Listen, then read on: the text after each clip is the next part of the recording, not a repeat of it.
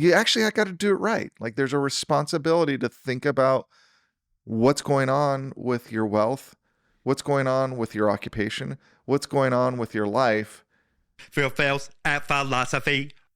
and really trying to discern what the truth is on what's going to benefit you and others best. Yeah. So you can't walk around in ignorance and just say, well, I'm ignorant, so I'm blameless. Right? That seems to be part of the Buddhist teaching here. You have to overcome that ignorance. You have to do the work to do so. Yeah. To know what it is to live in moderation. Right. And that's, then you have to study, right? And in Buddhism, there is a part of prajna that people often forget in the West, which is study the text, study the tradition, study logic, study reason, study how knowledge becomes truth. Education. Yeah. But it's also meditation, right? Spiritual growth. Right. But also the way meditation calms the mind to allow you to apprehend reality with naked awareness and not through distraction. Like ultimately, what meditation does, how does it help us grow spiritually?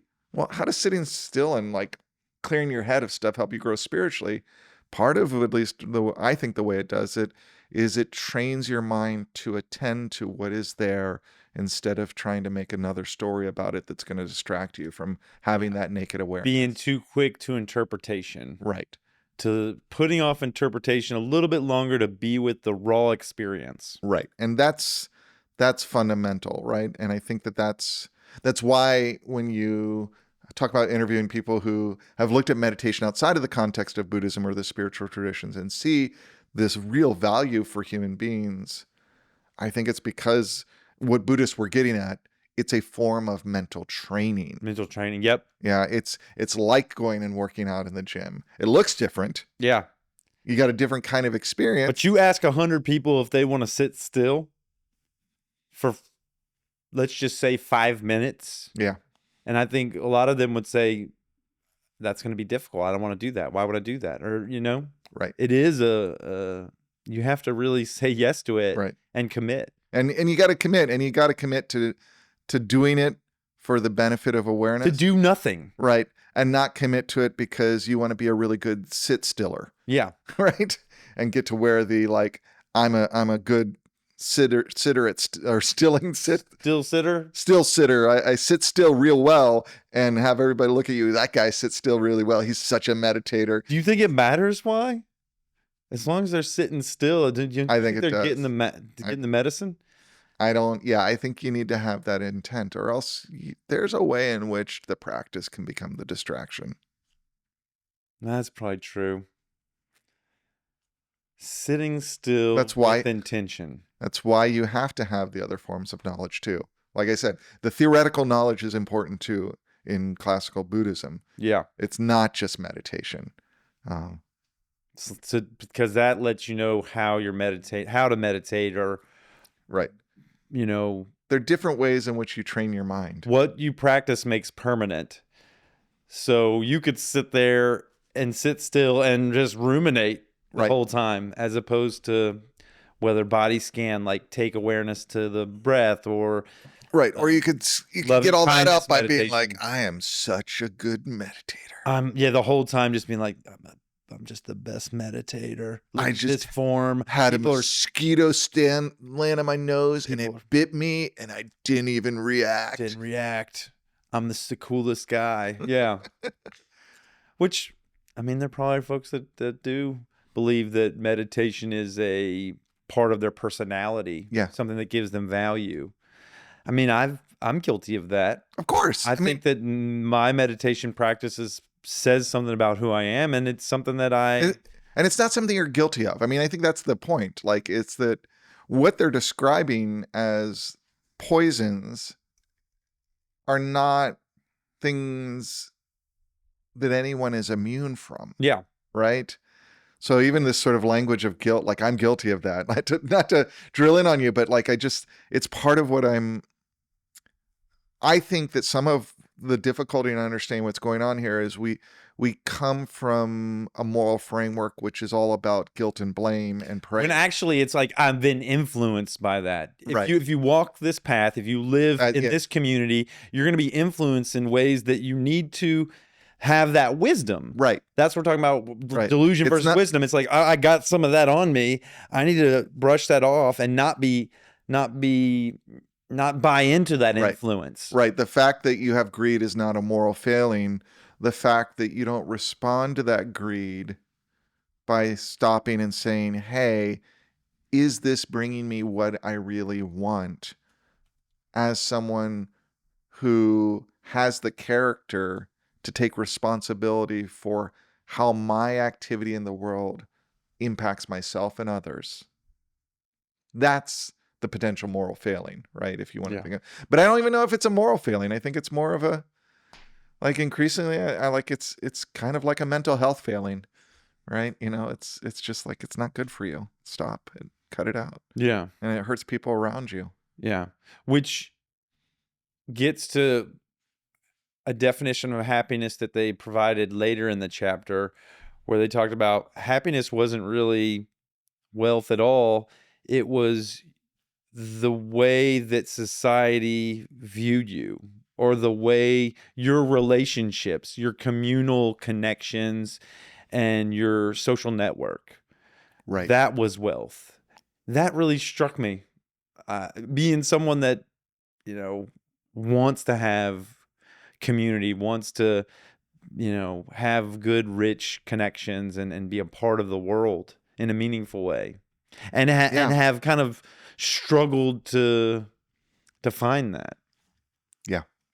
Yeah, no, I think so. And I think that's, and sometimes when we're trying to, what drives us to sort of that greedy acquisition of wealth, right, is to get that look at me, I'm wealthy. And it's shortcut. To have it's a shortcut. It's not through relational, like, changing people's mind one person at a time, right, by their experience of you. Right. You know that Maya Angelou quote that people don't remember you by what you said. They won't remember you by what you did. They'll remember you by how you made them feel. Right. And this idea of, like, in engaging with people, engaging with the world where they feel comfortable with you. They feel, there's some, I don't know, some safety or feeling of, like, that guy's solid or that gal's solid, versus, oh, I just see their name everywhere, so it's a pervasive brand that I know of. Right. I mean, and again, I come back to, like, what do you want people? What would you want people to remember you for? Like, it's not enough to have people remember you. It's like, how do they remember you? Right. Like, do you want them to remember you just because they saw your name everywhere, or do you want them to remember you because? Are they even remembering you when they see your name everywhere? Right. But maybe they are, because the root of who you are is this vanity, this, like, person that, strives to, like you said, control or be out there in the world so that they're, maybe that's what some folks are desperate to have. Yeah. I don't know. For some reason, the word that comes to me, or the other character that comes to me, is like this Warren Buffett character, where they just live in this small house, which I'm sure he has a tremendous amount of wealth, but you don't see Warren Buffett's name on a bunch of stuff. You don't see, No, because he's just trying to make money.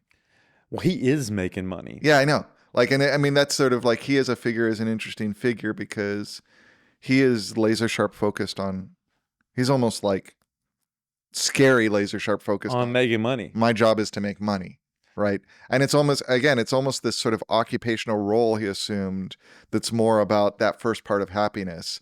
I'm happy because I did a good job today making money. Right. And he's gotten so good at it, he's just amassed a lot of wealth. To some extent, when you read, like, interviews with him, it's kind of like he doesn't know what to do with it. Because he's not a flashy person. Because he's not buying fancy watches, or he's not in it for that. He's in in it because he's good at making money, and it makes him feel good to make money. I mean, I'm projecting a lot on him, but that's kind of the impression I get. And that seems to fit that first kind of mode of happiness in Buddhism of a job well done. Job well done. He's just doing it at this scale. But yeah, he's and to some extent, I mean, he does also do that second thing where, you see him trying to donate to causes that actually seem to help humans and whatnot, because he's trying to figure out what to do with this money. That's the second layer. What was the third one?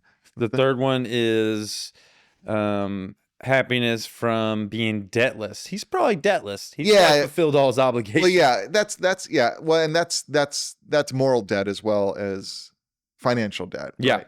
It's sort of like that's the happiness when you're like kids go off to have their own life and you have fulfilled your obligation. Oh, to bringing them up, right? To preparing them for the world. Right. So there's all those like that. Like once you've fulfilled on a deep bond and debt you have to someone, I think that's clearly a form of happiness. Like if someone saves your life, you have to follow them around and help them for the rest of their life. But that's not what it's saying, right? It's saying that you've released the debt. Oh, you say like, you saved my life. You could just follow me around for 2 years. Right. And then we're good. Or yeah, like we're good. We're good. Just right off the bat, we're good. We're good. Like if someone saved your life, if someone saved your life, my life, yeah, would you feel a debt to them? Yes. If you saved someone's life, would you feel like they were indebted to me? Were indebted to you? No, I don't know. It's an interesting thing to think about. Like, where does that sense of obligation come from? I don't know that I'd feel like they were indebted to me, but I'd feel some pride for like being responsible. Right. That's continuing to live. There's some legitimate happiness that should come about. I feel like doing a good. I make people continue to live, and there's an example. Yeah.